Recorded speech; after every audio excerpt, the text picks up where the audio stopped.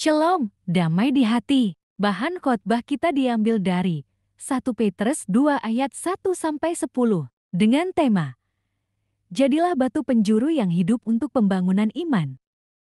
Sahabatku, secara garis besar, ayat-ayat firman Tuhan yang tercantum dalam surat 1 Petrus 2 ayat 1-10 ini memberikan didikan, ajaran, nasihat dan peringatan kepada orang-orang Israel pada zaman itu, kepada kita yang hidup pada zaman now, dan kepada semua orang dari zaman ke zaman. Ayat 1. Karena itu buanglah segala kejahatan, segala tipu muslihat dan segala macam kemunafikan, kedengkian dan fitnah. Artinya adalah, dengan penuh keyakinan kepada Dia, Rasul Petrus mengingatkan orang-orang Israel pada zaman itu, kepada kita pada zaman ini, dan kepada semua orang dari kurun ke kurun, agar hendaknya kita semua membuang segala kejahatan, segala tipu muslihat, dan segala macam kemunafikan. Ayat 2. Dan jadilah sama seperti bayi yang baru lahir, yang selalu ingin akan air susu yang murni dan yang rohani, supaya olehnya kamu bertumbuh dan beroleh keselamatan.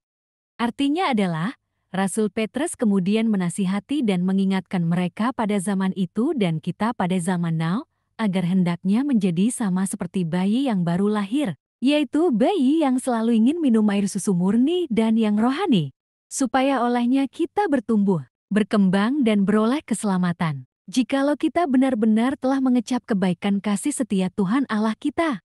Ayat 4. Dan datanglah kepadanya, batu yang hidup itu, yang memang dibuang oleh manusia, tetapi yang dipilih dan dihormat di hadirat Allah. Artinya adalah, melalui ayat firman Tuhan ini, Rasul Petrus mengingatkan kita agar hendaknya kita datang kepadanya, yaitu kepada Dia, Yesus Kristus Tuhan kita, yang menjadi batu yang hidup, batu yang sudah dibuang oleh manusia, tetapi kemudian yang dipilih dan dihormat di hadapan Tuhan Allah. Di sini, Rasul Petrus menggambarkan bahwa Tuhan Yesus Kristus adalah batu yang hidup, yaitu batu yang hidup untuk membangun bangunan rohani kita. Tuhan Yesus disebut sebagai batu untuk menunjukkan tentang kuasa dan kekuatannya yang tidak terhingga. Oleh sebab itu, kendati Dia ditolak dan dibuang oleh orang-orang Israel pada zaman itu, namun kemudian batu yang hidup itu diambil kembali dan dijadikannya batu penjuru. Karena batu yang hidup itu adalah pilihan Allah yang disisihkan dan ditetapkannya sejak semesta alam belum dijadikannya. Ayat 5. Dan biarlah kamu juga dipergunakan sebagai batu hidup untuk pembangunan suatu rumah rohani, bagi suatu imamat kudus, untuk mempersembahkan persembahan rohani yang karena Yesus Kristus berkenan kepada Allah. Lebih lanjut, Rasul Petrus kemudian menasihati dan mengingatkan mereka dan kita, agar hendaknya kita semua membiarkan dan memberi diri kita, dipergunakan sebagai batu hidup untuk pembangunan suatu rumah rohani, supaya diri kita dipergunakan untuk membangun suatu imamat kudus, atau untuk mempersembahkan persembahan rohani yang berkenan di hadapan Allah oleh karena Yesus Kristus, Tuhan kita. Rasul Petrus menyatakan hal yang demikian karena ia memahami bahwa jemaat Allah adalah bagaikan rumah atau bangunan rohani. Suatu bangunan rohani yang lebih indah daripada bait Allah yang dibangun dari batu pualam, emas atau perak. Ayat 6. Sebab ada tertulis dalam kitab suci, sesungguhnya, aku meletakkan desain sebuah batu yang terpilih, sebuah batu penjuru yang mahal, dan siapa yang percaya kepadanya, tidak akan dipermalukan. Di sini, Rasul Petrus mengutip firman Tuhan yang sudah ada tertulis dalam kitab suci, bahwa sesungguhnya Allah sudah meletakkan desain sebuah batu yang terpilih, sebuah batu penjuru yang mahal. Barang siapa percaya kepadanya, maka ia tidak akan dipermalukan dan tidak binasa. Ayat 7-8.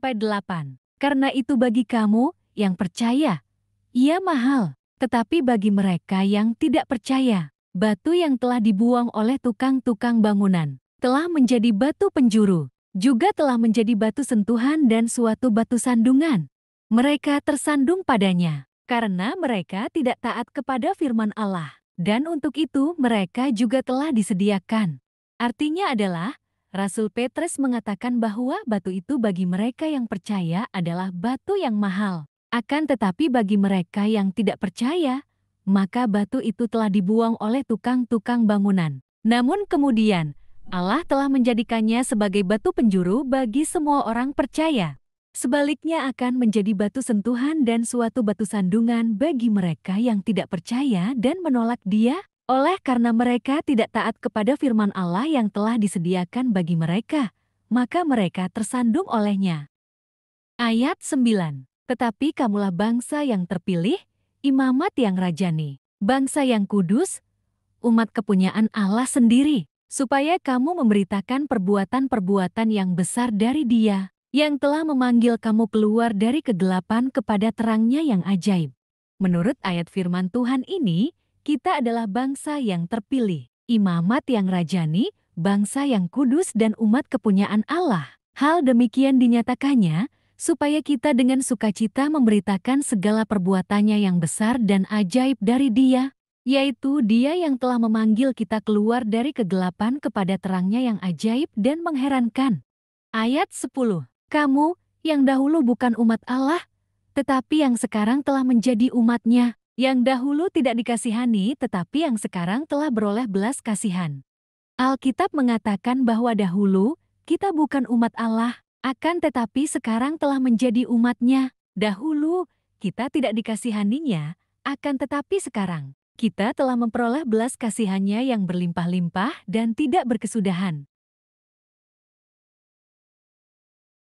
Sudahkah kita percaya dan datang kepadanya, yaitu Yesus Kristus batu yang hidup, yang dipilih dan dihormati di hadirat Allah, serta dengan sukacita membiarkan dan memberikan diri kita untuk dipergunakan sebagai batu hidup dalam pembangunan rumah rohani bagi suatu imamat kudus? Sudahkah kita percaya bahwa oleh karena Dia, maka kita menjadi orang-orang dan bangsa yang terpilih, imamat yang rajani, bangsa yang kudus, umat kepunyaan Allah yang sangat mengasihi kita sejak dari mulanya?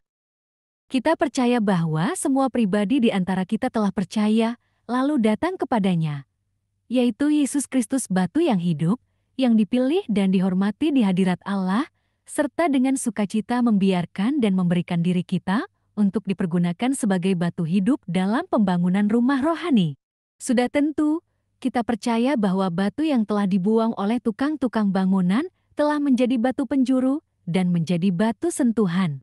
Sudah tentu, kita percaya bahwa oleh karena Dia, maka kita menjadi orang-orang dan bangsa yang terpilih, imamat yang rajani, bangsa yang kudus, umat kepunyaan Allah yang sangat mengasihi kita sejak dari mulanya. Berbahagialah kita yang datang kepadanya, yaitu Yesus Kristus batu yang hidup, yang dipilih dan dihormati di hadirat Allah, serta dengan sukacita membiarkan dan memberikan diri kita untuk dipergunakan sebagai batu hidup dalam pembangunan rumah rohani bagi suatu imamat kudus. Karena Dia sudah melimpahkan bagi kita kasih setia dan kasih karunia-Nya yang berkelimpahan.